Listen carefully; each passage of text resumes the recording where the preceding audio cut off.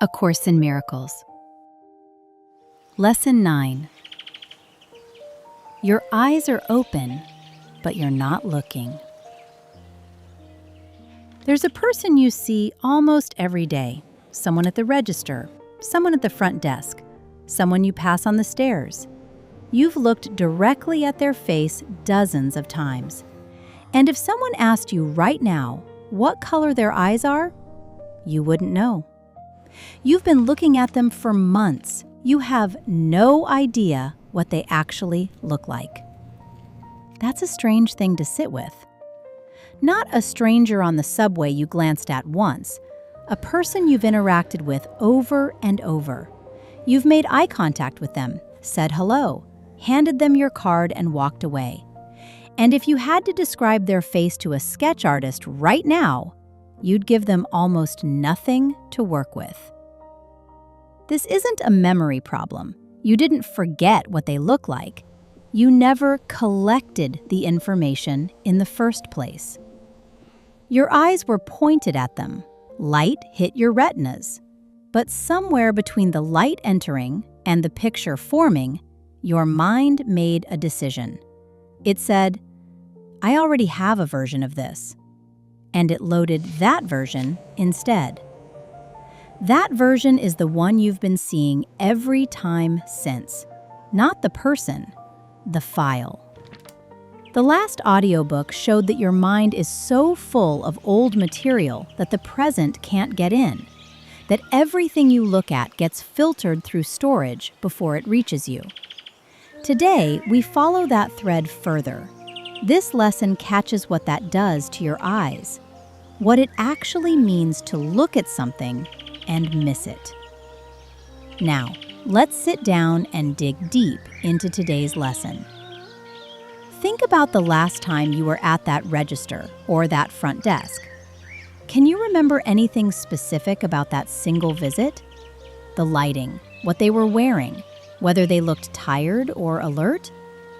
You can probably reconstruct the general shape of it, the counter, the transaction, the brief exchange. But the specifics from that particular visit? Gone, because they were never recorded.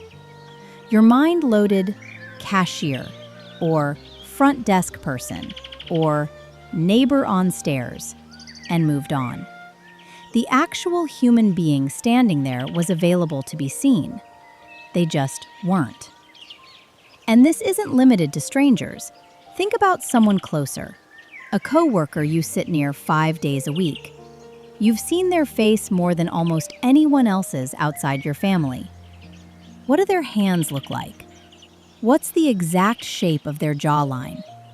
Which direction do they tend to lean when they're listening? You've been in the same room with them for months or years. And most of this data doesn't exist in your mind because your mind decided it didn't need it. It had enough to recognize them, and recognition was all it was after. That's the difference no one talks about. Recognition and seeing are two completely different operations. Recognition says, I know what this is. Seeing says, I'm receiving what's here right now. Your mind almost always does the first one and skips the second. It's faster that way, more efficient. And it means you walk through your entire day surrounded by things you recognize but have never actually looked at. A few years ago, researchers ran an experiment. They had people sit across a desk from someone. Midway through the conversation, the person behind the desk ducked down to pick something up, and a completely different person stood back up in their place. Someone with different hair, different clothes, and an entirely different face. A significant number of people didn't notice. They kept talking as if nothing had changed. That sounds extreme, but a milder version of this happens in your life constantly.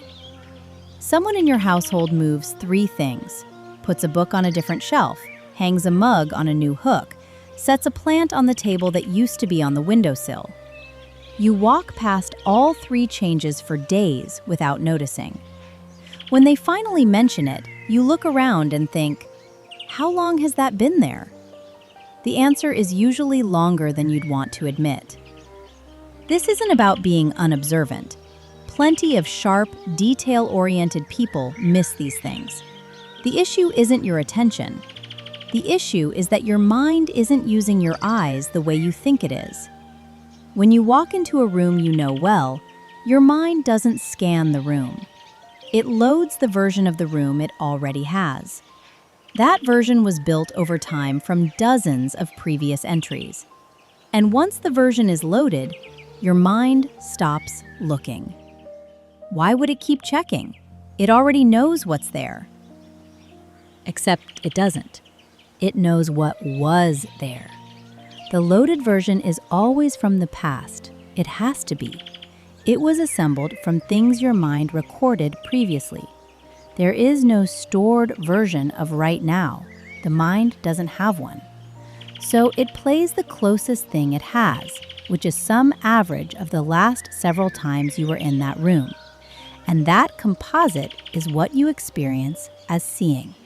Your partner gets a new pair of glasses. You don't notice for a day and a half. A building on your block gets repainted. You walk past it 4 times before it registers.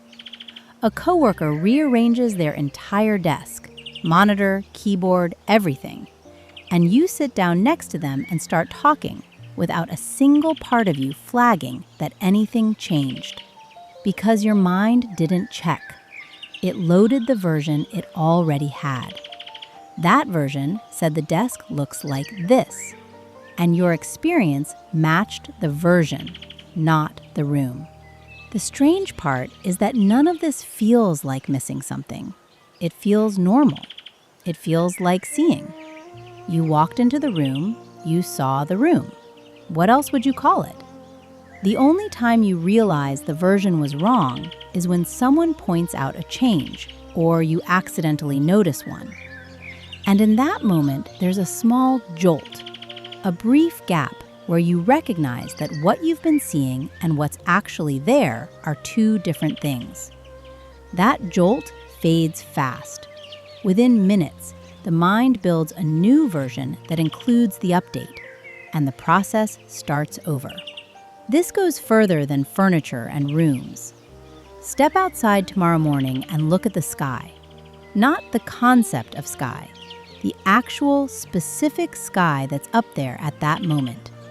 It has a color, not blue or gray in general, but a particular shade with a specific texture that is different from yesterday's sky and different from the one 2 hours from now. You won't see that. You'll see sky. The label will arrive before the color does. The same thing is true for faces, not just the cashier or the coworker, the people closest to you, your partner, your parent, your oldest friend. You look at them regularly, and what you see is a composite, assembled from hundreds of previous looks, weighted toward how you expect them to appear, filtered through what your mind has decided their face means. The actual face sitting across from you tonight, in this specific light, with this specific expression, carrying whatever today put on it. That face doesn't get through. The stored version is too fast. Your own body works the same way. Look at your hands right now. Really look at them. Notice the skin tone in this particular light, the way the veins run under the surface, the texture across your knuckles, the small marks and scars you've picked up over time. When was the last time you actually registered any of this? You look at your hands more than almost anything else in your life. They're in your field of vision constantly, and almost none of what's there right now has been processed as current information by your mind. You've been looking at a version of your hands that was filed a long time ago. This is what it means to say you see nothing as it is now. Not that you're blind, not that you're careless, but that your mind delivers a stored version of everything you look at.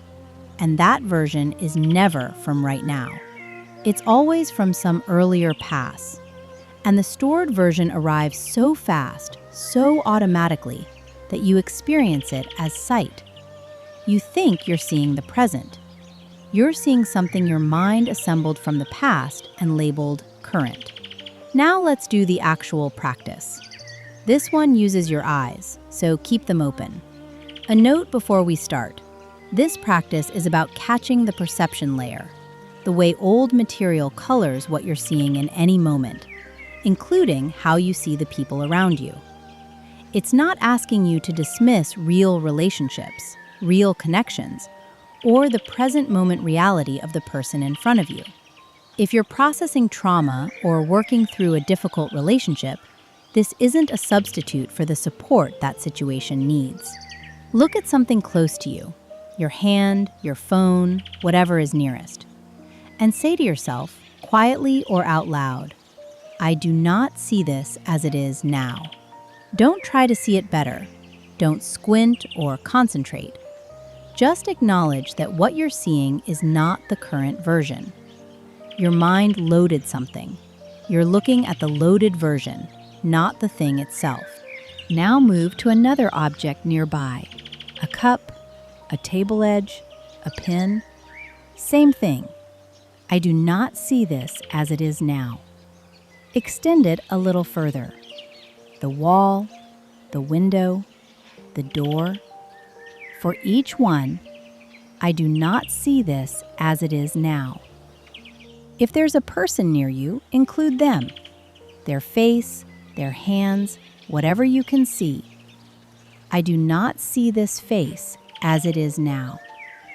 Don't skip things because they seem too small or too obvious. The pen counts. The carpet counts.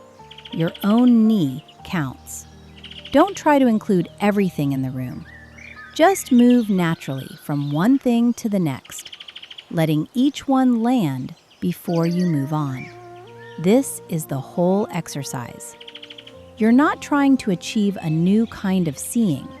You're noting that what you've been calling seeing has not been delivering the present.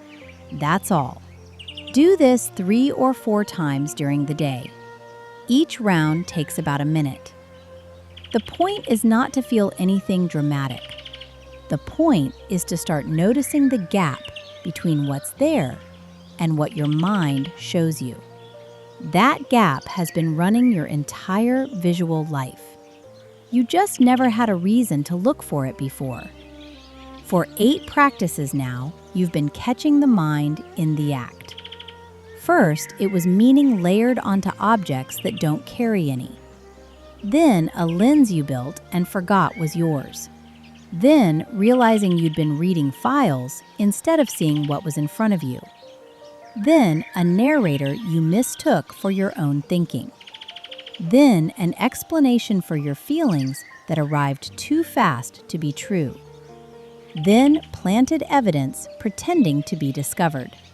Then, old footage from your past projected onto every surface. Then, a mind so full of old material that the present can't get in. Each time, the same discovery. The thing your mind produced looked so much like reality that you never thought to check. This practice catches one more. You've spent today with your eyes open, looking at things, navigating rooms, recognizing faces. And not a single one of those things was seen as it actually is right now. Everything you looked at got the stored version instead of a fresh look. That's not a failure of attention. That's the default way the mind operates. Loading old files where fresh sight should be, and playing yesterday's version on repeat. The practice doesn't fix that. It just interrupts it long enough for you to notice it's happening. And that noticing is the first time all day your mind had any contact with the present at all. Next time, we're looking at the thoughts themselves. Not what you're seeing, what you're thinking. Because the same thing that just happened with your eyes is happening with every thought in your head right now. They feel real. They feel like they mean something. And the next audiobook will show you exactly why they carry less weight than you've been giving them. and what that changes about every conclusion you've drawn from them. Subscribe so you don't miss it.